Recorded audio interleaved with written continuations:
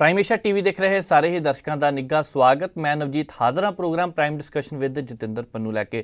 ਤੁਹਾਨੂੰ ਪਤਾ ਹੀ ਹੈ ਕਿ ਦੇਸ਼ ਦੁਨੀਆ ਦੀਆਂ ਖਬਰਾਂ ਤੇ ਚਰਚਾ ਕਰਦੇ ਹਾਂ। ਮੁੱਖ ਖਬਰਾਂ ਜੋ ਹੁੰਦੀਆਂ ਕੋਸ਼ਿਸ਼ ਕਰੀਦੀ ਹੈ ਕਿ ਉਹਨਾਂ ਦੇ ਉੱਪਰ ਗੱਲਬਾਤ ਕਰੀਏ। ਪੰਨੂ ਸਾਹਿਬ ਸਾਥ ਦਿੰਦੇ ਨੇ ਤੇ ਪ੍ਰੋਗਰਾਮ ਦੀ ਸ਼ੁਰੂਆਤ ਅੱਜ ਯੂਕਰੇਨ ਤੇ ਰੂਸ ਦੇ ਮਸਲੇ ਤੋਂ ਕਰਾਂਗੇ, ਕਿਉਂਕਿ ਗੱਲ ਅੱਗੇ ਵੱਲ ਵੱਧਦੀ ਦਿਖਾਈ ਦੇ ਰਹੀ ਹੈ। ਉਧਰ ਅਮਰੀਕਾ ਵੀ ਪਹਿਲਾਂ ਵਾਅਦੇ ਹੋਰ ਕਰਦਾ ਸੀ ਤੇ ਉਹ ਵਾਅਦੇ ਹੁਣ ਪੂਰੇ ਨਹੀਂ ਹੋ ਰਹੇ। ਯੂਕਰੇਨ ਦੇ ਰਾਸ਼ਟਰਪਤੀ ਵੀ ਇਸ ਮਾਮਲੇ ਤੇ ਗੱਲਬਾਤ ਕਰ ਰਹੇ ਨੇ ਤੇ ਉਧਰ ਹਿਜਾਬ ਤੋਂ ਲੈ ਕੇ ਗੱਲ ਹੁਣ ਦਸਤਾਰ ਤੱਕ ਪਹੁੰਚ ਚੁੱਕੀ ਹੈ। ਖਬਰਾਂ ਹੋਰ ਵੀ ਬਹੁਤ ਸਾਰੀਆਂ ਨੇ, ਪਰ ਸਭ ਤੋਂ ਪਹਿਲਾਂ ਪੰਨੂ ਸਾਹਿਬ ਦਾ ਸਵਾਗਤ। ਪੰਨੂ ਸਾਹਿਬ ਬਹੁਤ ਬਹੁਤ ਸਵਾਗਤ ਜੀ। ਸ਼ੁਕਰੀਆ। ਪੰਨੂ ਸਾਹਿਬ, ਯੂਕਰੇਨ ਤੇ ਰੂਸ ਹੁਣ ਹਮਲਾ ਕੀਤਾ ਪਿਆ ਕੱਲ੍ਹ ਦਾ, ਖਬਰਾਂ ਆਉਣ ਲੱਗ ਪਈਆਂ ਕਿ 150 ਬੰਦਾ ਮਰ ਚੁੱਕਿਆ। ਨੁਕਸਾਨ ਆਮ ਬੰਦਿਆਂ ਦਾ ਹੀ ਹਮੇਸ਼ਾ ਹੁੰਦਾ, ਪਰ ਕਿਵੇਂ ਦੇਖਦੇ ਹਾਂ ਜੋ ਸਥਿਤੀ ਹੁਣ ਬਣ ਚੁੱਕੀ ਹੈ? ਗੱਲ ਇਹ ਹੈ ਕਿ ਉੱਥੇ ਰਾਸ਼ਟਰਪਤੀ ਗੈਰ ਗੰਭੀਰ ਆਦਮੀ ਜ਼ੈਲੈਂਸਕੀ ਬਣ ਗਿਆ ਜੀ। ਆਪ ਉਹ ਰੂਸੀ ਬੋਲੀ ਬੋਲਦਾ, ਉਹਨੂੰ ਯੂਕਰੇਨੀ ਭਾਸ਼ਾ ਬਹੁਤੀ ਨਹੀਂ ਆਉਂਦੀ। ਉਸ ਇਲਾਕੇ 'ਚ ਡੋਨੇਟਸਕ ਵਾਲੇ ਪਾਸੇ ਪੈਦਾ ਹੋਇਆ ਜਿੱਥੇ ਰੂਸੀ ਵੱਧ ਬੋਲਦੇ। ਉਹ ਕਮੇਡੀਅਨ ਸੀ, ਚੜ੍ਹ ਗਿਆ। ਫਿਰ ਉਹਨੇ ਵੇਖਿਆ ਕਿ ਮੇਰੇ ਇੱਥੇ ਰੂਸੀ ਕਮੇਡੀ ਵਾਲੇ ਘੱਟ ਨੇ ਅਤੇ ਜੇ ਮੈਂ ਯੂਕਰੇਨ ਵੱਲ ਵੱਧ ਚੱਲ ਜਾਵਾਂ ਅੰਦਰ ਵੱਲ ਜਿੱਥੇ ਯੂਕਰੇਨੀ ਆ ਅਤੇ ਮੈਨੂੰ ਵੱਧ ਸੁਣਗੇ। ਉੱਥੇ ਜਾ ਕੇ ਉਹਨੇ 2-3 ਸ਼ੋਅ ਕੀਤੇ, ਚੜ੍ਹ ਗਏ। ਲੋਕਾਂ ਆਖਿਆ ਕਰਪਸ਼ਨ ਦੇ ਖਿਲਾਫ ਲੜਾਈ ਹੈ। ਇੱਥੇ ਸਾਡੇ ਵੀ ਬੜੇ ਲੋਕ ਆ ਜਿਹੜੇ ਕਰਪਸ਼ਨ ਦੇ ਨਾਂ 'ਤੇ ਇੱਕਦਮ ਉੱਠਦੇ ਆ, ਚੜ੍ਹ ਜਾਂਦੇ ਆ, ਬਹੁਤੀ ਵਾਰੀ ਡਿੱਗ ਪੈਂਦੇ ਆ ਜੀ। ਇਹ ਚੜ੍ਹ ਗਿਆ, ਰਾਸ਼ਟਰਪਤੀ ਚੋਣ 'ਚ ਖਲੋ ਗਿਆ, ਲੋਕਾਂ ਵੋਟਾਂ ਪਾਤੀਆਂ, ਜਿੱਤ ਗਿਆ। ਉਦੋਂ ਤੋਂ ਇਹ ਗੈਰ ਗੰਭੀਰ ਗੱਲਾਂ ਕਰਦਾ ਰਿਹਾ। ਹੁਣ ਇਹਨੇ ਰੇੜਕਾ ਪਾ ਲਿਆ ਰੂਸ ਨਾਲ। ਇਹਨੂੰ ਇਹ ਸੀ ਕਿ ਮੇਰੀ ਪਿੱਠ 'ਤੇ ਅਮਰੀਕਾ ਵਾਲਿਆਂ ਨੇ ਆ ਜਾਣਾ, ਅਮਰੀਕਾ ਵਾਲਿਆਂ ਨੇ ਆਖਿਆ ਵੀ ਅਸੀਂ ਤੇਰੇ ਕੋਲ ਆਵਾਂਗੇ ਜੀ। ਇਹਨੂੰ ਨਾਟੋ ਦਾ ਮੈਂਬਰ ਬਣਾਉਣ ਲੱਗੇ। ਰੂਸ ਨੇ ਇਤਰਾਜ਼ ਕੀਤਾ ਕਿ ਤੁਸੀਂ ਸਾਡੇ ਆਂਢ ਗੁਆਂਢ ਅੱਗੇ 5-6 ਦੇਸ਼ ਬਣਾਤੇ ਆ ਨਾਟੋ ਦੇ ਮੈਂਬਰ, ਅਤੇ ਉਹਨਾਂ ਸਾਰੇ ਦੇਸ਼ਾਂ 'ਚ ਤੁਸੀਂ ਨਾਟੋ ਦੀਆਂ ਫੌਜਾਂ ਵੀ ਲਿਆਂਦੀਆਂ, ਫੌਜੀ ਅੱਡੇ ਵੀ ਬਣਾਤੇ ਆ, ਅਤੇ ਅਟਾਮਿਕ ਮਿਜ਼ਾਈਲਾਂ ਵੀ ਵਿੜੀ ਜਾਂਦੇ, ਅਤੇ ਸਾਡੇ ਘਰ ਦੇ ਲਾਗੇ ਆ ਕੇ ਤੁਸੀਂ ਇਹ ਕੁਝ ਕਰੋਗੇ ਤਾਂ ਅਸੀਂ ਬਰਦਾਸ਼ਤ ਨਹੀਂ ਕਰਨਾ, ਨਾ ਕਰੋ ਤੁਸੀਂ। ਅਮਰੀਕਾ ਵਾਲੇ ਨਹੀਂ ਹਟੇ, ਇਹ ਵੀ ਉਹਨਾਂ ਦੇ ਇਸ਼ਾਰਿਆਂ 'ਤੇ ਨੱਚੀ ਗਿਆ। ਹੁਣ ਹਾਲਾਤ ਇਹੋ ਜਿਹੇ ਬਣੇ ਆ ਕਿ ਟਕਰਾਅ ਸ਼ੁਰੂ ਹੋ ਗਿਆ। ਪਹਿਲਾਂ ਕਹਿੰਦਾ ਅਸੀਂ ਪਰਵਾਹ ਨਾ ਕਰਾਂਗੇ, ਅਤੇ ਅਮਰੀਕਾ ਵਾਲਾ ਜੋ ਬਾਈਡਨ ਵੀ ਆਪ ਤਾਂ ਉੱਥੋਂ ਇਰਾਕ ਵਿੱਚੋਂ ਵੀ ਅਤੇ ਅਫਗਾਨਿਸਤਾਨ 'ਚੋਂ ਵੀ ਕੁੱਟ ਖਾ ਕੇ ਆਏ, ਅਤੇ ਇੱਥੇ ਇਹਨੂੰ ਆਖੀ ਜਾਂਦੇ ਤੂੰ ਪਰਵਾਹ ਨਾ ਕਰ, ਤੇਰੀ ਪੂਰੀ ਮਦਦ ਕਰਾਂਗੇ। ਹੁਣ ਮਦਦ ਕਰਨ ਦੇ ਨਾਂ 'ਤੇ ਉਹਨੂੰ ਫਸਾ ਕੇ ਤਮਾਸ਼ਾ ਵੇਖਿਆ ਜਾ ਰਿਹਾ। ਕੱਲ੍ਹ ਦੇ 150 ਤੋਂ ਵੱਧ ਲੋਕ ਮਰ ਗਏ ਨੇ ਜੀ। ਇੱਕ ਕਰਕੇ ਸ਼ਹਿਰ ਉਹਦੇ ਜਿਹੜੇ ਆ ਉਹ ਰੂਸੀ ਫੌਜ ਦੇ ਕਬਜ਼ੇ 'ਚ ਆਈ ਜਾਂਦੇ ਆ।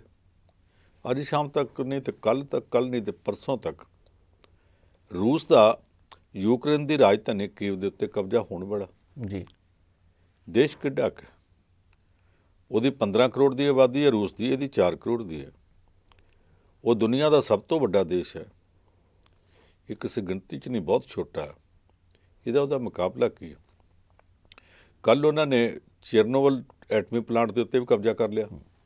ਜਿਹੜਾ ਚੇਰਨੋਬਲ ਹੈ, ਤੁਹਾਨੂੰ ਬਾਅਦ ਦੀ ਪੀੜ੍ਹੀ ਵਾਲਿਆਂ ਨੂੰ ਨਵਜੀਤ ਜੀ ਨਹੀਂ ਪਤਾ ਜੀ। ਚੇਰਨੋਬਲ ਦਾ ਆਪਣਾ ਇੱਕ ਇਤਿਹਾਸ ਹੈ। 1985 ਜਾਂ 86 ਦੀ ਗੱਲ ਹੈ। ਉਦੋਂ ਸਾਰਾ ਕਮਿਊਨਿਸਟਾਂ ਦਾ ਸੋਵੀਅਤ ਯੂਨੀਅਨ ਹੁੰਦਾ ਸੀ। ਇਹ ਯੂਕਰੇਨ, ਲਾਟਵੀਆ, ਇਹ ਜਿੰਨੇ ਵੀ ਛੋਟੇ ਦੇਸ਼ ਸਨ ਨਾਲ, ਇਹ ਸਾਰੇ ਉਹਦੇ ਵਿੱਚ ਹੁੰਦੇ ਸੀ। ਅਤੇ ਇਹਦਾ ਚੇਰਨੋਬਲ ਜਿਹੜਾ ਐਟਮੀ ਪਲਾਂਟ ਹੈ ਯੂਕਰੇਨ ਦਾ, ਇਹਦਾ ਕੰਟਰੋਲ ਵੀ ਮਾਸਕੋ ਤੋਂ ਹੁੰਦਾ ਸੀ, ਰੂਸ ਤੋਂ। ਇਹ ਪਲਾਂਟ ਇੱਕ ਦਿਨ ਲੀਕ ਹੋ ਗਿਆ, ਪਤਾ ਨਹੀਂ ਉੱਥੇ 100 ਬੰਦੇ ਮਰੇ, 1000 ਮਰੇ, 10,000 ਮਰੇ, ਕਿਸੇ ਨੂੰ ਅੱਜ ਤੱਕ ਨਹੀਂ ਪਤਾ ਲੱਗ ਸਕਿਆ। ਇਹਦੀ ਲੀਕੇਜ ਦਬਾਈ ਗਈ, ਹੌਲੀ ਦੁਨੀਆ ਨੂੰ ਪਤਾ ਲੱਗ ਗਿਆ, ਬਹੁਤ ਰੌਲਾ ਪਿਆ। ਫਿਰ ਬਾਅਦ ਵਿੱਚ ਸੰਭਾਲ ਲਿਆ, ਰੈਨੋਵੇਟ ਕਰਕੇ, ਅਤੇ ਉਹ ਚੇਰਨੋਬਲ ਐਟਾਮਿਕ ਪਲਾਂਟ ਜਿਹਦੇ ਨਾਲ ਇੱਕ ਇਤਿਹਾਸ ਜੁੜਿਆ, ਹੁਣ ਪੁੱਟ ਕੇ ਤੇ ਰੂਸੀ ਨਹੀਂ ਲਿਜਾ ਸਕਦੇ। ਜੇ ਯੂਕਰੇਨ ਵੱਖਰਾ ਹੋਇਆ ਅਤੇ ਚੇਰਨੋਬਲ ਦਾ ਪਲਾਂਟ ਵੀ ਇਹਨਾਂ ਨੂੰ ਮਿਲ ਗਿਆ ਜੀ। ਕੱਲ੍ਹ ਉਹਦੇ ਉੱਤੇ ਰੂਸ ਦੀ ਫੌਜ ਨੇ ਕਬਜ਼ਾ ਕਰ ਲਿਆ।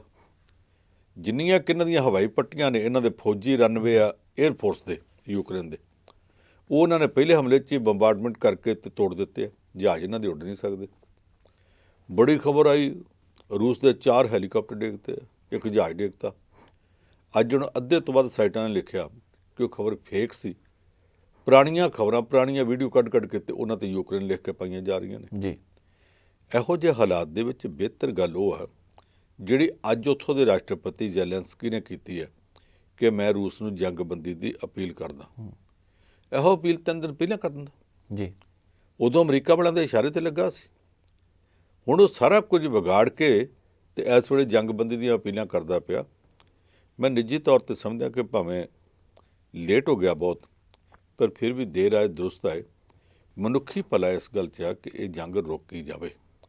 ਜੇ ਰੋਕੀ ਨਾ ਗਈ, ਅੱਗੇ ਵੱਧ ਗਈ, ਖਿਲਾਰਾ ਪੈ ਗਿਆ, ਫਿਰ ਪਤਾ ਨਹੀਂ, ਜੰਗ ਤਾਂ ਜੰਗ ਹੈ, ਇਹਦੇ ਚੰਗਿਆੜੇ ਕਿੱਥੋਂ ਤੱਕ ਡਿੱਗਣੇ ਆ।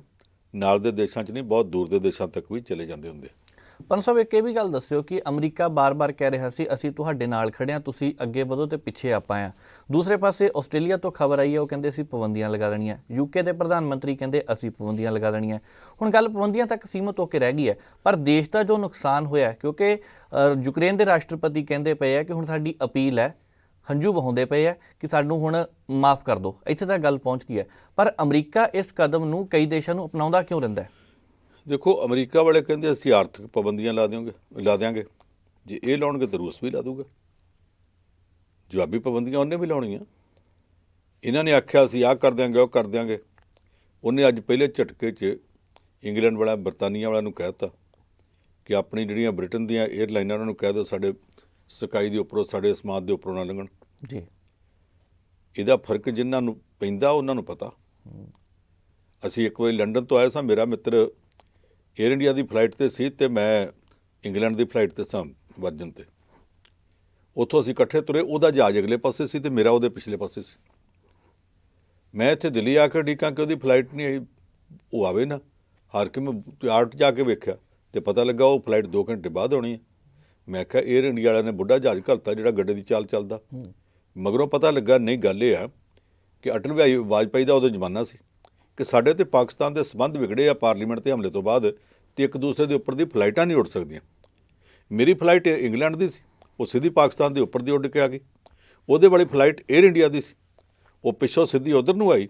ਉੱਥੋਂ ਆ ਕੇ ਪਾਕਿਸਤਾਨ ਦੇ ਬਾਹਰ ਸਮੁੰਦਰ ਦੇ ਉੱਤੇ ਉੱਡਦੀ ਉਹ ਗੁਜਰਾਤ ਵੱਲ ਨੂੰ ਗਈ ਅਤੇ ਉੱਥੋਂ ਘੁੰਮ ਕੇ ਫਿਰ ਦਿੱਲੀ ਨੂੰ ਆਈ। ਉਹਨਾਂ ਦੇ ਜਹਾਜ਼ ਇੱਥੋਂ ਲਾਹੌਰ ਤੋਂ ਉੱਡਣੇ ਹੋਣ, ਸਿੰਗਾਪੁਰ ਜਾਣੇ ਹੋਣ, ਅਤੇ 4-4.5 ਘੰਟੇ ਚੱਲ ਜਾਂਦੇ ਨੇ। ਅਤੇ ਜਦੋਂ ਭਾਰਤ ਉਹਨਾਂ ਦੇ ਜਹਾਜ਼ ਆਪਣੇ ਉੱਪਰੋਂ ਉੱਡਣੇ ਬੰਦ ਕਰ ਦਿੰਦਾ, ਫਿਰ ਉਹਨਾਂ ਨੂੰ ਪਹਿਲਾਂ ਇੱਥੋਂ ਸ੍ਰੀਲੰਕਾ ਲੈ ਕੇ ਜਾਣੇ ਪੈਂਦੇ, ਉੱਧਰੋਂ ਸਾਰੇ ਇੰਡੀਆ ਉੱਪਰ ਦੀ ਘੁਮਾ ਕੇ ਲਿਆ ਕੇ ਜਦੋਂ ਆਉਂਦੇ ਆ ਅਤੇ ਘੱਟੋ ਘੱਟ 2.5-3 ਘੰਟੇ ਦਾ ਫਰਕ ਪੈ ਜਾਂਦਾ। ਜਾਂ ਉਹ ਇੱਧਰੋਂ ਲੈ ਕੇ ਜਾਂਦੇ ਨੇ ਪਹਿਲਾਂ ਚੀਨ ਦੀ ਰਾਜਧਾਨੀ ਬੀਜਿੰਗ ਨੂੰ, ਅਤੇ ਉੱਧਰੋਂ ਇੱਧਰ ਨੂੰ ਲਿਆਉਂਦੇ ਆ। ਉਹਨਾਂ ਦੇ ਰਾਸ਼ਟਰਪਤੀ ਜਨਰਲ ਮੁਸ਼ੱਰਫ ਨੇ ਆਉਣਾ ਸੀ ਨੇਪਾਲ, ਅਤੇ ਉਹਨੂੰ ਬੀਜਿੰਗ ਵੱਲ ਦੀ, ਚੀਨ ਵੱਲ ਦੀ ਘੁੰਮ ਕੇ ਆਉਣ 'ਤੇ 3 ਘੰਟੇ ਦਾ ਫਰਕ ਪੈਂਦਾ ਸੀ। ਵਾਜਪਾਈ ਨੇ ਆਖਿਆ ਉੱਪਰ ਦੀ ਲੰਘ ਜਾ, ਤੈਨੂੰ ਅਸੀਂ ਖੁੱਲ੍ਹ ਦੇ ਦਿੰਦੇ ਹਾਂ। ਕਹਿੰਦਾ ਜਦ ਤੱਕ ਮੇਰੇ ਦੇਸ਼ ਦੇ ਬਾਕੀ ਜਹਾਜ਼ ਨਹੀਂ ਲੰਘਦੇ ਮੈਂ ਵੀ ਨਹੀਂ ਲੰਘਣਾ। ਇਹਨਾਂ ਆਖਿਆ ਨਾ ਲੰਘ। 3 ਘੰਟੇ ਵੱਧ ਫੂਕ ਕੇ ਆਇਆ ਸੀ ਅਤੇ 3 ਘੰਟੇ ਵੱਧ ਵਾਪਸੀ ਦੇ ਫੂਕੇ ਸੀ। ਇਹ ਹੁਣ ਅੱਜ ਰੂਸ ਨੇ ਉਹਨਾਂ 'ਤੇ ਵੀ ਪਾਬੰਦੀਆਂ ਲਾਉਣੀਆਂ ਸ਼ੁਰੂ ਕਰਤੀਆਂ। ਭਾਈਦਿਆਂ ਨੂੰ ਬਾਣ ਇੱਕੋ ਜਿਹਾ ਹੁੰਦਾ। ਬਿਲਕੁਲ। ਜੋ ਬਾਈਡਨ ਕਹਿੰਦਾ ਅਸੀਂ ਆਹ ਕਰ ਦਿਆਂਗੇ, ਉਹ ਕਰ ਦਿਆਂਗੇ। ਅੱਗੇ ਜੋ ਬਾਈਡਨ ਨੇ ਅਫਗਾਨਿਸਤਾਨ 'ਚ ਕੀ ਕੀਤਾ? ਜਿਹੜੇ ਲੋਕ ਇਹਨਾਂ ਵਾਸਤੇ ਦਬਾਸ਼ੀਏ ਬਣੇ ਸੀ, ਜਿਹੜੇ ਲੋਕ ਇਹਨਾਂ ਵਾਸਤੇ ਲੜਦੇ ਰਹੇ ਸੀ, ਜਿਨ੍ਹਾਂ ਨੂੰ ਇਹਨੇ ਪੁਲਿਸ ਵਾਲੇ ਬਣਾ ਕੇ ਅਤੇ ਤਾਲਿਬਾਨ ਦੇ ਮਗਰ ਲਾਇਆ ਸੀ, ਜਿੰਨੇ ਲੋਕ ਸਨ ਉਹਨਾਂ ਸਾਰਿਆਂ ਨੂੰ ਅਮਰੀਕਾ ਉੱਥੇ ਅਫਗਾਨਿਸਤਾਨ 'ਚ ਮਰਦੇ ਛੱਡ ਕੇ ਆਪਣੀ ਫੌਜ ਲੈ ਕੇ ਭੱਜਿਆ। ਆਉਣ ਲੱਗਾ, ਕਿਸੇ ਨੂੰ ਪੁੱਛਿਆ ਵੀ ਨਹੀਂ। ਜਿਹੜਾ ਉੱਥੇ ਰਾਸ਼ਟਰਪਤੀ ਸੀ ਉਹ ਲੱਭਦਾ ਨਹੀਂ ਗਿਆ ਪਿਆ, ਪਤਾ ਨਹੀਂ ਕਿੱਥੇ ਜਾ ਕੇ ਬੈਠਾ। ਉਹ ਕਹਿੰਦਾ ਜੀ ਮੈਂ ਨਾ ਆਉਂਦਾ ਮੈਨੂੰ ਇਹਨੇ ਮਾਰ ਦੇਣਾ ਸੀ। ਅਮਰੀਕਾ ਤਾਂ ਸਾਨੂੰ ਛੱਡ ਕੇ ਭੱਜ ਗਿਆ। ਅਮਰੀਕਾ ਨੇ ਸਮਝੌਤਾ ਲਾਗੂ ਕਰਨ ਵਾਸਤੇ ਵੀ ਟਾਈਮ ਨਹੀਂ ਦਿੱਤਾ। ਹੁਣ ਜਦੋਂ ਇਹ ਪਤਾ ਕਿ ਬਾਕੀ ਥਾਵਾਂ 'ਤੇ ਅਮਰੀਕਾ ਨੇ ਹੁਣ ਤੱਕ ਕੀ ਕਿਰਦਾਰ ਰੱਖਿਆ, ਅਤੇ ਯੂਕਰੇਨ ਵਾਲੇ ਨੂੰ ਸੰਭੜ ਕੇ ਚੱਲਣਾ ਚਾਹੀਦਾ ਸੀ। ਜਿਹੜੇ ਬਾਕੀਆਂ ਨੇ ਹੱਥ ਛੁਡਾਏ ਆ ਉਹਨਾਂ ਨੂੰ ਵੇਖ ਕੇ ਇਹਨੂੰ ਸੋਚਣਾ ਚਾਹੀਦਾ ਸੀ ਕਿ ਮੇਰਾ ਦੇਸ਼ ਛੋਟਾ, ਮੈਂ ਐਡੀ ਵੱਡੀ ਤਾਕਤ ਨਾਲ ਇਹ ਰੇੜਕਾ ਨਾ ਪਾਵਾਂ। ਇਹਨੇ ਉਹਨਾਂ ਦੇ ਕਹਿਣ 'ਤੇ ਰੇੜਕਾ ਪਾ ਲਿਆ, ਹੁਣ ਫਸ ਗਿਆ। ਉਹਦੇ 'ਚ ਅਸੀਂ ਅਜੇ ਵੀ ਸਮਝਦੇ ਹਾਂ ਜੇ ਅਮਰ ਹੋ ਜਾਵੇ ਤਾਂ ਬਿਹਤਰ ਆ। ਚਵਾਤੀ ਅਮਰੀਕਾ ਵਾਲਿਆਂ ਲਈ ਇਹਨੂੰ ਅੱਗੇ ਕਰ ਦਿੱਤਾ। ਭੁਗਤਣਾ ਤੇ ਇਹਨੇ ਭੁਗਤਣਾ ਅਮਰੀਕਾ ਵਾਲੇ ਤਾਂ ਦੂਰ ਬੈਠੇ। ਬਿਲਕੁਲ, ਉਹਨਾਂ ਨੂੰ ਤਾਂ ਕੋਈ ਫਰਕ ਨਹੀਂ ਪੈਣਾ। ਵੱਧ ਤੋਂ ਵੱਧ ਆਰਥਿਕ ਪਾਬੰਦੀਆਂ ਲਾਉਣਗੇ, ਆਰਥਿਕ ਪਾਬੰਦੀਆਂ ਲਵਾਉਣਗੇ, ਉਹਨਾਂ ਨੂੰ ਵੀ ਲੱਗ ਜਾਣਗੀਆਂ, ਉਹਨਾਂ ਨੂੰ ਵੀ ਲੱਗ ਜਾਣਗੀਆਂ। ਇਹ ਜਿਹੜਾ ਵਿਚਾਲੇ ਫਸ ਗਿਆ ਉਹਨਾਂ ਦੇ ਕਹਿਣ ਦੇ ਉੱਤੇ ਪੱਟ 'ਤੇ ਥਾਪੀ ਮਾਰ ਕੇ ਰੂਸ ਅੱਗੇ, ਮੈਂ ਕਿਸੇ ਦੇ ਕਹਿਣ ਦੇ ਉੱਤੇ ਕਿਸੇ ਵੱਡੇ ਭਲਵਾਨ ਨਾਲ ਉੱਠ ਕੇ ਦਾਰਾ ਸਿੰਘ ਨਾਲ ਲੜਨ ਤੁਰ ਪਾਵਾਂ ਅਤੇ ਬੇਵਕੂਫੀ ਤਾਂ ਮੇਰੀ ਆ ਨਾ। ਮੈਨੂੰ ਪਹਿਲਾਂ ਵੇਖਣਾ ਚਾਹੀਦਾ ਮੇਰੇ 'ਚ ਇੰਨਾ ਜ਼ੋਰ ਵੀ ਹੈਗਾ ਕਿ ਨਹੀਂ ਹੈਗਾ। ਇਹਨੂੰ ਆਪਣੀਆਂ ਹੱਦਾਂ 'ਚ ਰਹਿਣਾ ਚਾਹੀਦਾ ਸੀ। ਹੁਣ ਜੋ ਵੀ ਆ ਹਾਲਾਤ ਨਾਰਮਲ ਕਰਨੇ ਚਾਹੀਦੇ ਆ, ਅਮਨ ਹੋਣਾ ਚਾਹੀਦਾ। ਅੱਛਾ ਪੰਨ ਸਾਹਿਬ, ਇਸ ਸਾਰੇ ਦੇ ਵਿੱਚ ਭਾਰਤ ਦਾ ਕੀ ਸਟੈਂਡ ਰਹੇਗਾ? ਕਿਉਂਕਿ ਭਾਰਤ ਦੇ 18,000 ਤੋਂ ਵੱਧ ਵਿਦਿਆਰਥੀ ਉੱਥੇ ਫਸੇ ਹੋਏ ਨੇ। ਵੀਡੀਓ ਆ ਰਹੀਆਂ, ਹੁਣ ਕਹਿੰਦੇ ਕਿ ਵੀਡੀਓ ਬਣਾਉਣ 'ਤੇ ਵੀ ਬੈਨ ਲਗਾ ਦਿੱਤਾ ਹੈ। ਭਾਰਤ ਦਾ ਕੀ ਸਟੈਂਡ ਰਹਿ ਸਕਦਾ? ਦੇਖੋ, ਕੁਛ ਲੋਕ ਕਹਿੰਦੇ ਆ ਜੀ ਅੱਜ ਸੁਸ਼ਮਾ ਸਵਰਾਜ ਹੁੰਦੀ ਅਤੇ ਫਲਾਈਟਾਂ ਭੇਜ ਦਿੰਦੀ, ਬੱਚਿਆਂ ਨੂੰ ਕੱਢ ਲਿਆਉਂਦੀ। ਇਹ ਫਲਾਈਟਾਂ 1 ਹਫ਼ਤਾ ਪਹਿਲਾਂ ਭੇਜੀਆਂ ਜਾ ਸਕਦੀਆਂ ਸੀ ਅਤੇ ਭੇਜਣੀਆਂ ਚਾਹੀਦੀਆਂ ਵੀ ਸੀ। ਉਦੋਂ ਤੱਕ ਭਾਰਤ ਸਰਕਾਰ ਨੂੰ ਵੀ ਅਤੇ ਬਾਕੀ ਲੋਕਾਂ ਨੂੰ ਵੀ, ਬਹੁਤ ਸਾਰਿਆਂ ਨੂੰ ਇਹ ਝਾਕ ਸੀ ਕਿ ਜੰਗ ਰੁਕ ਜਾਣੀ ਆ, ਇਹ ਮਾਮਲਾ ਵਧਣਾ ਨਹੀਂ। ਇਹ ਇਸੇ ਝਾਕ 'ਚ ਰਹੇ। ਜਦੋਂ ਜੰਗ ਲੱਗਣ ਤੋਂ 3 ਦਿਨ ਪਹਿਲਾਂ ਅਮਰੀਕਾ ਦਾ ਜਿਹੜਾ ਕੌਮੀ ਸੁਰੱਖਿਆ ਸਲਾਹਕਾਰ ਹੈ, ਨੈਸ਼ਨਲ ਸਿਕਿਉਰਿਟੀ ਐਡਵਾਈਜ਼ਰ NSA, ਉਹਨੇ ਕਹਿ ਦਿੱਤਾ ਸੀ ਕਿ ਬੁੱਧਵਾਰ ਨੂੰ ਰੂਸ ਵਾਲਿਆਂ ਨੇ ਜੰਗ ਛੇੜ ਦੇਣੀ ਹੈ। ਰੂਸ ਨੇ ਤਾਂ ਬੁੱਧ ਦੇ ਬਜਾਏ ਵੀਰ ਕਰਤਾ। ਉਦੋਂ ਹੀ ਜਦੋਂ ਪਤਾ ਲੱਗ ਗਿਆ ਸੀ ਤੇ ਫਿਰ ਭਾਰਤ ਵਾਲਿਆਂ ਨੂੰ ਇਹ ਬੱਚੇ ਕੱਢਣੇ ਚਾਹੀਦੇ ਸੀ। ਇਹਨਾਂ ਦੀ ਏਅਰਲਾਈਨਾਂ ਬਾਕੀ ਕੋਈ ਗਈਆਂ ਨਹੀਂ। ਜਿਹੜੀ ਏਅਰ ਇੰਡੀਆ ਟਾਟੇ ਨੇ ਖਰੀਦ ਲਈ ਆ, ਉਹਨੇ ਜਹਾਜ਼ ਭੇਜਿਆ, ਇੱਕ ਜਹਾਜ਼ ਜਾ ਕੇ ਬੱਚਿਆਂ ਨੂੰ ਲਾਇਆ, ਦੂਸਰਾ ਗਿਆ, ਉਹਨੇ ਚਿਰ ਨੂੰ ਜੰਗ ਲੱਗ ਗਈ ਤੇ ਭਾਰਤ ਸਰਕਾਰ ਦਾ ਇਹ ਪਿੱਛੋਂ ਸੁਣਿਆ ਗਿਆ ਕਿ ਅੱਧ 'ਚੋਂ ਮੁੜ ਕੇ ਲਿਆਓ ਜਹਾਜ਼, ਤੁਸੀਂ ਹੁਣ ਉੱਥੇ ਉਤਰ ਨਹੀਂ ਸਕਣਾ ਕਿਉਂਕਿ ਏਅਰਪੋਰਟ ਅਨਸੇਫ ਹੋ ਗਿਆ। ਜਦੋਂ ਏਅਰਪੋਰਟ ਅਨਸੇਫ ਹੋ ਗਿਆ, ਉੱਥੇ ਸੁਰੱਖਿਆ ਹੀ ਕੋਈ ਨਹੀਂ, ਜਹਾਜ਼ ਉਤਰੇਗਾ ਕਿਵੇਂ, ਉਹਨਾਂ ਬੱਚਿਆਂ ਨੂੰ ਲੈ ਕੇ ਆਵੇਗਾ ਕਿੱਦਾਂ? ਉਹ ਬੱਚੇ ਉੱਥੇ ਫਸੇ ਪਏ ਨੇ। ਕੱਲ੍ਹ ਉਹ ਸਾਰੇ ਇਕੱਠੇ ਹੋ ਕੇ ਤੇ ਇੰਡੀਆ ਦੀ ਜਿਹੜੀ ਐਮਬੈਸੀ ਹੈ ਯੂਕਰੇਨ ਦੀ ਰਾਜਧਾਨੀ ਕੀਵ ਦੇ ਵਿੱਚ, ਉੱਥੇ ਚਲੇ ਗਏ। ਜਾ ਕੇ ਇਕੱਠ ਕਰਕੇ ਉਹਨਾਂ ਆਖਿਆ ਜੀ ਅਸੀਂ ਇੰਡੀਅਨ ਸਿਟੀਜ਼ਨ ਹਾਂ, ਤੁਸੀਂ ਇੰਡੀਆ ਦਾ ਪਾਸਪੋਰਟ ਪੜ੍ਹ ਕੇ ਵੇਖੋ, ਉਹਦੇ ਉੱਤੇ ਭਾਰਤ ਦੇ ਰਾਸ਼ਟਰਪਤੀ ਵੱਲੋਂ ਲਿਖਿਆ ਹੁੰਦਾ ਕਿ ਸਾਡਾ ਸਿਟੀਜ਼ਨ ਦੀ ਪੂਰੀ ਜ਼ਿੰਮੇਵਾਰੀ ਮੈਂ ਲੈਂਦਾ। ਜਦੋਂ ਬੱਚੇ ਬਾਹਰ ਗਏ ਨੇ ਤੇ ਇਹਨਾਂ ਦੀ ਪੂਰੀ ਜ਼ਿੰਮੇਵਾਰੀ ਸਾਡੇ ਦੇਸ਼ ਦੇ ਰਾਸ਼ਟਰਪਤੀ ਤੇ ਰਾਸ਼ਟਰਪਤੀ ਤੇ ਅਸਲ 'ਚ ਸੰਵਿਧਾਨਕ ਮੁਖੀ ਹੁੰਦਾ, ਰਾਸ਼ਟਰਪਤੀ ਦੇ ਰਾਹੀਂ ਭਾਰਤ ਸਰਕਾਰ ਦੀ ਹੈ ਜੀ। ਇਹ ਜਿੱਥੇ ਜਿੱਥੇ ਵੀ ਉਹਨਾਂ ਬੱਚਿਆਂ ਦੀ ਪਿੱਠ 'ਤੇ ਜਾਣਾ, ਉਹਨਾਂ ਦੇ ਪੈਰਵੀ ਕਰਨਾ, ਭਾਰਤ ਸਰਕਾਰ ਦਾ ਕੰਮ ਹੈ। ਇਹਨਾਂ ਨੂੰ ਬੱਚੇ ਉੱਥੋਂ ਕੱਢਣੇ ਚਾਹੀਦੇ, ਕਿਸੇ ਵੀ ਤਰੀਕੇ ਕੱਢਣ। ਹੁਣ ਇੱਕ ਸਕੀਮ ਬਣਦੀ ਪਈ ਹੈ ਕਿ ਜਿੰਨਾ ਕੁ ਸਟਾਫ ਉੱਥੇ ਰਹਿ ਗਿਆ ਉਹਨੂੰ ਵੀ, ਤੇ ਜਿਹੜੇ ਵਿਦਿਆਰਥੀ ਬੱਚੇ ਆ ਇਹਨਾਂ ਨੂੰ ਵੀ ਜਹਾਜ਼ ਤਾਂ ਉੱਥੇ ਜਾ ਨਹੀਂ ਸਕਦਾ, ਇਹਨਾਂ ਸਾਰਿਆਂ ਨੂੰ ਸੜਕ ਰਸਤੇ ਨਾਲ ਲੱਗਦੇ ਦੇਸ਼ਾਂ 'ਚ, ਪੋਲੈਂਡ, ਲਾਟਵੀਆ, ਹੋਰਨਾਂ ਦੇਸ਼ਾਂ 'ਚ ਲਿਜਾਂਦਾ ਜਾਵੇ ਤੇ ਉੱਥੋਂ ਮੁੜ ਕੇ ਫਲਾਈਟਾਂ ਜਿਹੜੀਆਂ ਉਹ ਚਲਾ ਕੇ ਤੇ ਇਹਨਾਂ ਨੂੰ ਕਿਸੇ ਤਰੀਕੇ ਭਾਰਤ ਲਿਆਂਦਾ ਜਾਵੇ। ਪਰ ਇਹ ਵੇਲੇ ਦੀ ਨਵਾਜ਼, ਵੇਲੇ ਦੀਆਂ ਟੱਕਰਾਂ, ਇਹੋ ਕੰਮ ਵੇਲੇ ਸਿਰ ਕੀਤਾ ਹੁੰਦਾ ਸੌਖਾ ਸੀ।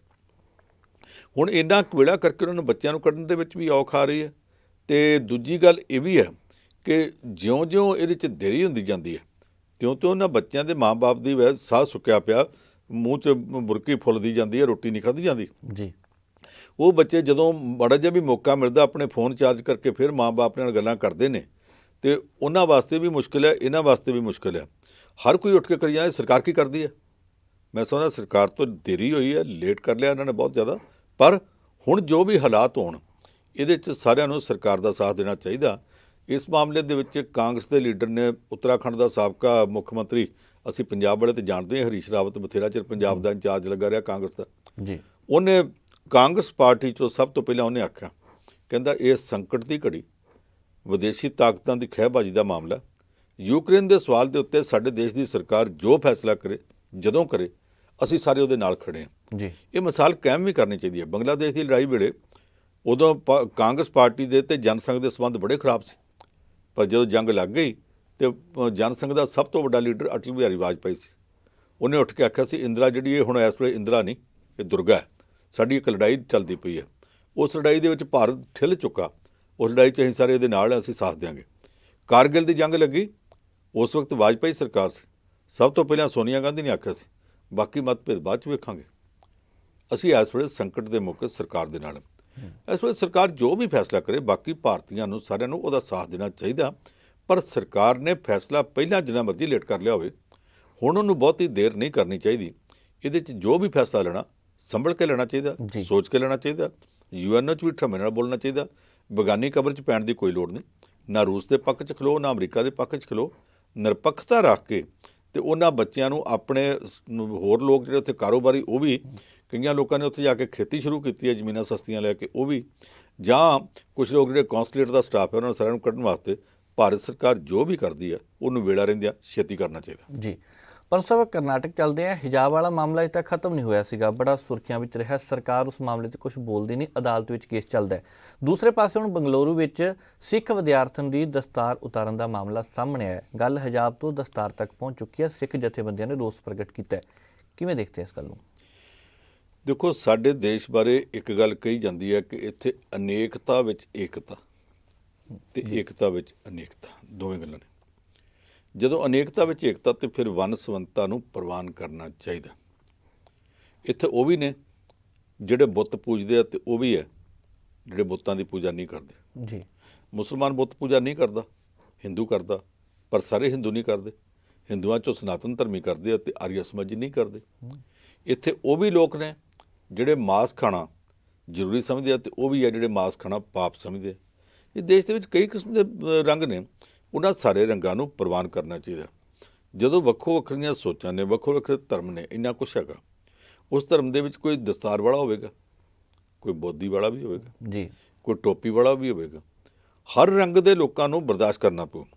ਇੱਥੇ ਉਹ ਵੀ ਨੇ ਜਿਹੜੇ ਬਿਲਕੁਲ ਕਲੀਨ ਸ਼ੇਵਨ ਨੇ ਤੁਹਾਡੇ ਵਾਂਗੂ, ਇੱਥੇ ਉਹ ਵੀ ਨੇ ਜਿਹੜੇ ਦਾੜਾ ਪ੍ਰਕਾਸ਼ ਕਰਕੇ ਰੱਖਦੇ ਆ, ਮੁੱਛਾਂ ਵੀ ਰੱਖਦੇ ਆ, ਤੇ ਉਹ ਵੀ ਨੇ ਜਿਹੜੇ ਦਾੜਾ ਰੱਖਦੇ ਆ ਤੇ ਮੁੱਛਾਂ ਸਾਫ਼ ਰੱਖਦੇ ਆ, ਕਿਉਂਕਿ ਉਹਨਾਂ ਦੇ ਆਪਣੇ ਧਰਮ ਦੇ ਮੁਤਾਬਕ ਹਰ ਕਿਸਮ ਦੇ ਲੋਕ ਨੇ। ਇੱਥੇ ਉਹ ਵੀ ਨੇ ਜਿਹੜੇ ਸਭ ਕੁਝ ਖਾਈ ਜਾਂਦੇ ਆ, ਤੇ ਉਹ ਵੀ ਜਿਹੜੇ ਮੂੰਹ ਤੇ ਪੱਟੀ ਬੰਨ੍ਹ ਕੇ ਰੱਖਦੇ ਆ ਕਿ ਹਵਾ ਦੇ ਵਿੱਚ ਵੀ ਕੋਈ ਚੀਜ਼ ਸਾਡੇ ਅੰਦਰ ਨਾ ਚਲ ਜੇ। ਇਹਦਾ ਕਰਕੇ ਸਾਰਿਆਂ ਨੂੰ ਬਰਦਾਸ਼ਤ ਕਰਨਾ ਚਾਹੀਦਾ। ਹਿਜਾਬ ਦੇ ਸਵਾਲ ਦੇ ਉੱਤੇ ਹੁਣ ਹਾਈ ਕੋਰਟ ਨੇ ਵੀ ਕਹਿ ਦਿੱਤਾ ਕਿ ਕੋਈ ਧਾਰਮਿਕ ਪ੍ਰਤੀਕ ਲੈ ਕੇ ਵਿਦਿਆਰਥਣਾਂ ਤੇ ਵਿਦਿਆਰਥੀ ਸਕੂਲਾਂ ਕਾਲਜਾਂ 'ਚ ਨਾ ਜਾਣ, ਵਿਦਿਅਕ ਅਦਾਰਿਆਂ 'ਚ ਨਾ ਜਾਣ। ਇਹ ਹੋ ਕਿੱਦਾਂ ਸਕਦਾ? ਸਿਆਸੀ ਬੰਦੇ ਜੋ ਮਰਜ਼ੀ ਕਹਿਣ, ਕੋਰਟ ਨੂੰ ਫੈਸਲਾ ਸੋਚ ਕੇ ਲੈਣਾ ਚਾਹੀਦਾ।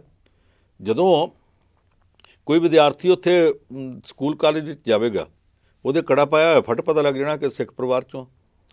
ਜੇ ਸਵੇਰੇ ਕੋਈ ਜਾਣ ਤੋਂ ਪਹਿਲਾਂ ਥੋੜ੍ਹਾ ਜਿਹਾ 5 ਮਿੰਟ ਆਪਣੀ ਪੂਜਾ ਕਰਦਾ, ਪੂਜਾ ਕਰਨ ਤੋਂ ਬਾਅਦ ਤਿਲਕ ਲਾ ਲੈਂਦਾ ਆਪਣੇ ਮੱਥੇ ਤੇ, ਜਦੋਂ ਉੱਥੇ ਗਿਆ ਤਾਂ ਪਤਾ ਨਾ ਲੱਗੂ ਇਹ ਕੌਣ ਹੈ। ਜੇ ਕੋਈ ਵਿਆਹੀ ਵਾਰੀ ਕੁੜੀ ਕਾਲਜ ਦੇ ਵਿੱਚ ਜਾਂ ਸਕੂਲ 'ਚ ਗਈ, ਉਹਦੇ ਇੱਥੇ ਮੰਗ ਦੇ ਵਿੱਚ ਸੰਧੂਰ ਪਾਇਆ ਹੋਇਆ, ਪਤਾ ਨਾ ਲੱਗੂ ਇਹ ਕੌਣ ਹੈ। ਇਹਨਾਂ ਬੜੀਆਂ ਚੀਜ਼ਾਂ ਤੋਂ ਪਤਾ ਲੱਗ ਜਾਂਦਾ। ਇੱਕ ਹਿਜਾਬ ਦੇ ਸਵਾਲ ਦੇ ਉੱਤੇ, ਬੁਰਕੇ ਦੇ ਸਵਾਲ ਦੇ ਉੱਤੇ ਰੇੜਕਾ ਪਾਉਣਾ ਇਹ ਚੰਗੀ ਗੱਲ ਨਹੀਂ। ਹੁਣ ਇਹਦੇ ਤੋਂ ਵੱਧਦੀ ਗੱਲ ਇਹ ਹੈ ਕਿ ਉੱਥੇ ਇੱਕ ਸਿੱਖ ਕੁੜੀ ਉਹ ਸਕੂਲ 'ਚ ਪੜ੍ਹਦੀ ਹੈ, ਉਹਨੇ ਅੰਮ੍ਰਿਤ ਛਕਿਆ, ਉਹ ਸਿਰ ਦੇ ਉੱਤੇ ਦਸਤਾਰ ਸਜਾਉਂਦੀ ਹੈ। ਉਹਨੂੰ ਸਕੂਲ ਵਾਲਿਆਂ ਨੇ ਕਿਹਾ ਜੀ ਇਹ ਨਾ ਆਵੇ ਜਾਂ ਇਹ ਦਸਤਾਰ ਨਾ ਬਣੇ। ਉਹਦੇ ਮਾਂ-ਬਾਪ ਨੇ ਜਾ ਕੇ ਪੁੱਛਿਆ ਵੀ ਹੁਣ ਤੱਕ ਪ੍ਰੋਬਲਮ ਨਹੀਂ ਸੀਗੀ ਤੇ ਹੁਣ ਕਿਉਂ ਆ? ਕਹਿੰਦੇ ਜੀ ਸਾਨੂੰ ਕੋਈ ਪ੍ਰੋਬਲਮ ਨਹੀਂ, ਅਸੀਂ ਅੱਜ ਤੱਕ ਇਸ ਕੁੜੀ ਨੂੰ ਕਦੇ ਨਹੀਂ ਰੋਕਿਆ, ਪਰ ਕਿਉਂਕਿ ਮੁਸਲਮਾਨ ਕੁੜੀਆਂ ਨੂੰ ਆਖਿਆ ਗਿਆ ਕਿ ਤੁਸੀਂ ਹਿਜਾਬ ਨਹੀਂ ਪਾ ਸਕਦੀਆਂ, ਔਰ ਹਾਈ ਕੋਰਟ ਦਾ ਹੁਕਮ ਹੈ ਕਿ ਜਦ ਤੱਕ ਕੇਸ ਦਾ ਫੈਸਲਾ ਨਹੀਂ ਹੁੰਦਾ ਉਹਨਾਂ ਚਿਰ ਮੁਸਲਮਾਨ ਕੁੜੀਆਂ ਆਪਣੇ ਧਰਮ ਦੀ ਵੱਖਰੀ ਜਿਹੜੀ ਦੇਖਿਆ ਉਹਨੂੰ ਪੇਸ਼ ਕਰਨ ਵਾਲਾ ਕੋਈ ਪਹਿਰਾਵਾ ਨਾ ਪਾਉਣ। ਉਹਨਾਂ ਨੂੰ ਜੋ ਰੋਕਿਆ ਗਿਆ, ਹਾਈ ਕੋਰਟ ਦਾ ਹੁਕਮ ਸੁਣਾਇਆ ਗਿਆ, ਤੇ ਉਹਨਾਂ ਕੁੜੀਆਂ ਨੇ ਆਖਿਆ ਜੀ ਸਾਡੇ 'ਤੇ ਪਾਬੰਦੀ ਹੈ। ਉਹ ਸਿੱਖ ਕੁੜੀ ਉਹ ਦਸਤਾਰ ਸਜਾਉਂਦੀ, ਉਹਨੂੰ ਕਿਉਂ ਨਹੀਂ ਰੋਕਦੇ? ਰੋਕ ਕੇ ਵਿਖਾਓ।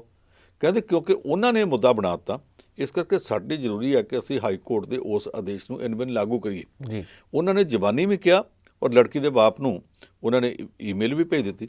ਲੜਕੀ ਦਾ ਬਾਪ ਕਹਿੰਦਾ ਜੀ ਸਕੂਲ ਬਹੁਤ ਵਧੀਆ, ਸਾਨੂੰ ਅੱਜ ਤੱਕ ਕਦੇ ਕੋਈ ਪਰੇਸ਼ਾਨੀ ਨਹੀਂ ਹੋਈ, ਪਰ ਹੁਣ ਮਸਲਾ ਇੱਦਾਂ ਦਾ ਬਣ ਗਿਆ ਕਿ ਅਸੀਂ ਫਸੇ ਹਾਂ। ਕੁੜੀ ਨੂੰ ਅਸੀਂ ਇਹ ਨਹੀਂ ਕਹਿ ਸਕਦੇ ਕਿ ਤੂੰ ਦਸਤਾਰ ਨਾ ਸਜਾ। ਉਹਦੀ ਪੜ੍ਹਾਈ ਦਾ ਵੀ ਸਵਾਲ ਹੈ, ਬਹੁਤ ਸਮੱਸਿਆਵਾਂ ਨੇ। ਇਹ ਸਮੱਸਿਆਵਾਂ ਉੱਥੇ ਵੀ ਹੈ। ਸ਼੍ਰੋਮਣੀ ਕਮੇਟੀ ਇੱਥੋਂ ਚਿੱਠੀਆਂ ਲਿਖ ਸਕਦੀ ਹੈ, ਸ਼੍ਰੋਮਣੀ ਕਮੇਟੀ ਪ੍ਰੋਟੈਸਟ ਕਰ ਸਕਦੀ ਹੈ, ਸ਼੍ਰੋਮਣੀ ਕਮੇਟੀ ਇਹ ਗਿਣਾ ਸਕਦੀ ਹੈ ਦੇਸ਼ ਦੀ ਆਜ਼ਾਦੀ 'ਚ ਇੰਨੇ ਸਿੱਖਾਂ ਦਾ ਯੋਗਦਾਨ ਹੈ, ਪਰ ਉੱਥੇ ਸਮੱਸਿਆ ਜਿੱਦਾਂ ਦੀ ਬਣ ਗਈ ਹੈ ਉਸ ਸਮੱਸਿਆ ਦਾ ਮੁੱਢ ਹੁਣ ਨਹੀਂ ਗਾ। ਉਹਦਾ ਮੁੱਢ ਤਾਂ ਬਹੁਤ ਪਹਿਲਾਂ ਤੋਂ ਆ। ਉਦੋਂ ਤੋਂ ਆ ਜਦੋਂ ਅਕਾਲੀ ਭਾਜਪਾ ਗੱਠਜੋੜ ਹੁੰਦਾ ਸੀ, ਉਦੋਂ ਕਈ ਵਾਰੀ ਇਹੋ ਜਿਹੇ ਮਸਲੇ ਉੱਠੇ ਸੀ। ਕਦੇ ਅਕਾਲੀ ਭਾਜਪਾ ਗੱਠਜੋੜ ਦੇ ਵਿੱਚੋਂ ਅਕਾਲੀ ਦਲ ਦੇ ਲੀਡਰ ਬੋਲੇ ਸਨ। ਜੇ ਉਦੋਂ ਬੋਲਿਆ ਹੁੰਦਾ, ਇਸ ਸਮੱਸਿਆ ਦੇ ਵੇਲੇ ਸਿਰ ਵਿਰੋਧ ਕੀਤਾ ਹੁੰਦਾ, ਅੱਜ ਇਹ ਸਮੱਸਿਆ ਐਡੀ ਨਾ ਬਣਦੀ। ਜਿਹੜਾ ਇਹ ਇੱਕ ਨਿਪ ਦਾ ਈਵਲ ਇਨ ਦਾ ਬਡ, ਉਹ ਗੱਲ ਨਹੀਂ ਕੀਤੀ ਗਈ।